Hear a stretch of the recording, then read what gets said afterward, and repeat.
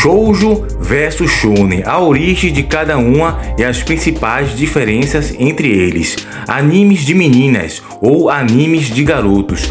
Para alguns, o universo otaku é dividido em duas extremidades, entre garotas com poderes mágicos e animes de ação e aventura com protagonistas insistentes. O mundo dos animes e mangás foi dividido em shoujo e shonen, porém o que tem sido tratado por tanto tempo como gênero pelo público está longe de ser um poder narrativo sobre as histórias dos mangakás. Então pessoal, no vídeo de hoje vamos falar dos animes shoujos como Sakura Card Captor, Sailor Moon, Guerreiras Mágicas de Rei Art e também dos shonens como Yu Yu Hakusho, Dragon Ball Z, Cavaleiro do Zodíaco, Naruto, Bleach, dentre outros, certo? Então, sem mais delongas, deixa seu like, curte, comente e compartilha e vamos falar um pouco dos shonens e shoujos. O shonen e o shoujo são mais do que um gênero narrativo. Categorias como shoujo e shonen se tratam de grupos demográficos. No Japão, animes e mangás geralmente são divididos em 4 grupos: shonen, seinen, shoujo e josei, mesmo que essa categoria permita que algumas histórias compartilhem personagens e enredos similares. Isso não significa que estão no mesmo gênero. Porém, o que é demografia? Pelo contrário, as demografias são uma setorização de um aspecto da população compartilhado por diversos indivíduos. No caso do shonen, é apenas segmentar ou nichar os aspectos de um gênero em animes, como animes definidos para garotos ou para garotas ou para um público mais maduro, adulto e etc. No caso do shonen, que no original japonês reúne os kanji de garoto ou juventude e quadrinhos, está relacionado ao público jovem e masculino. Já o shoujo, que reúne os kanji de garota e quadrinhos para um público jovem feminino. Os rótulos shonen, shoujo, seinen não são gêneros, porém sim dados demográficos e por extensão significantes de qual revista uma determinada série é publicada, e é possível encontrar uma grande variedade de gêneros representados em uma única revista. Portanto, o rótulo shonen por si só não é informativo da mesma forma que ficção científica ou comédia, por exemplo. Desta forma, esses marcadores são uma segmentação para o mercado, separando histórias que seriam mais facilmente vendidas para garotas ou garotos. Porém, ao longo dos anos, os termos acabaram ganhando uma conotação menos publicitária e mais narrativa para o público, o que fez dos shoujos comumente associados a romances adolescentes, enquanto os shonens, ação e aventura. Vamos falar um pouco da origem dos shonens. Essa separação editorial com base em gênero não é recente no Japão.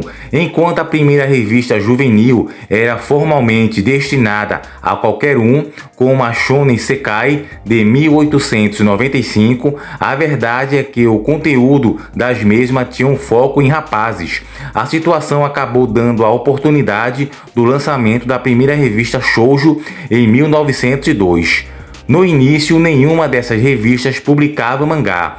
O mercado editorial japonês apenas conheceria a prática de reunir diversas histórias com o mesmo público-alvo em uma revista em 1907, quando a Shonen Paku foi publicada. A mesma abriu as portas para produções como o Shonen Club em 1914 e a Yonen Club. Vale lembrar que o início dos mangás shonen surge no Japão como mais uma forma de propaganda militar a favor do país durante a Segunda Guerra Mundial. A situação apenas mudou no pós-guerra, em que anos antes as publicações sofreram uma escassez. E então figuras como Osamu Tezuka surgiram para alavancar a economia japonesa. Aos poucos, séries como Astro Boy e Kimba, o Leão Branco, foram surgindo. Em 1947, por exemplo, o mangá shonen publicava trabalhos de Tezuka, Leiji Matsumoto e Shotaro Hishinomori. Em 1950, houve um aumento das vendas de revistas de mangá até o Ask Shonen Jump, a publicação mais famosa dos dias de hoje, ser publicada em 1968. A origem das revistas shoujo. Mesmo com a demografia shoujo tendo surgido tão próxima dos shonens, isso não significou que o estilo de mangás shoujo se desenvolvesse tão rápido quanto a sua contraparte masculina. As primeiras revistas voltadas a um público feminino datam de 1902 e seguem até 1923. Algo que se destacava nessas revistas era o fato de trazerem novelas focadas em romances e amizades. Porém, o conteúdo de mangá apenas teria um verdadeiro desenvolvimento no campo shoujo em meados dos anos 30.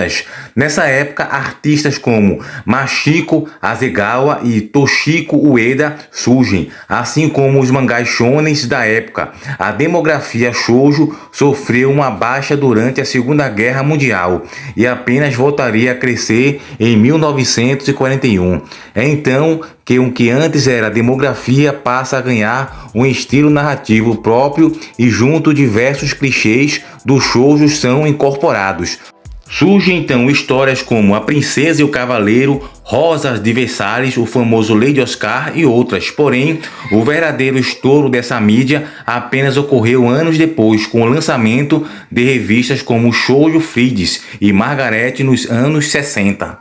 Já nos anos 70 começam a surgir os clássicos, pelo qual os mangás shoujo são reconhecidos como Rosa de Versalhes. Aqui o foco da história é a sexualidade e gênero, porém isso não impedia que ganhasse aspectos de ação e aventura. Mesmo repleto de romance e garotos bonitos, os mangás shoujo subverteram conceitos de feminilidade e o famoso para meninas. Isso fica ainda mais evidente nos anos 80 e 90, quando nasce um subgênero de uma demografia, o Mahou Shoujo, trazendo os mesmos conceitos pelos quais diversas produções shoujo ficaram conhecidas. Os Mahou Shoujos vinham com a promessa de colocar garotas no lugar dos heróis. Produções como As Guerreiras Mágicas de Rei Art e Sailor Moon são apenas alguns exemplos dessa mídia. Temos também Sakura Card Captor. Porém, o que falar do gênero seinen e josei? Quanto os animes e mangás ganhavam uma grande parcela da economia japonesa, surgia um problema. Pessoas envelheciam. Não apenas isso, porém, alguns mangakás começaram a ter interesse em contar histórias com abordagens sociais e temáticas mais sérias. Para dar voz a esse público-alvo, nos anos 70, é criada a categoria seinen, destinando a jovens rapazes. Já nos anos 80, o mesmo acontece com os mangás shoujo, quando surgem o josei, produções destinadas a um público feminino adulto. Porém, vale lembrar que todas essas separações demográficas servem mais para a publicidade envolvida com a obra do que de fato o conteúdo. Uma prova disso é Hokuto no Ken, um mangá e anime que em 1983 foi publicado pela Shonen Jump, em que detalha as atrocidades de um mundo pós-guerra. Nos dias de hoje, diversos dos seus elementos iriam colocar a obra de Tetsuhara entre os seinens, porém na época foi destinada para um público mais jovem. E essa confusão incluiu também os marcadores shonen e shoujo. Tomie, mangá de terror de Junji Ito, é setorizado como shoujo, enquanto outros é seinen.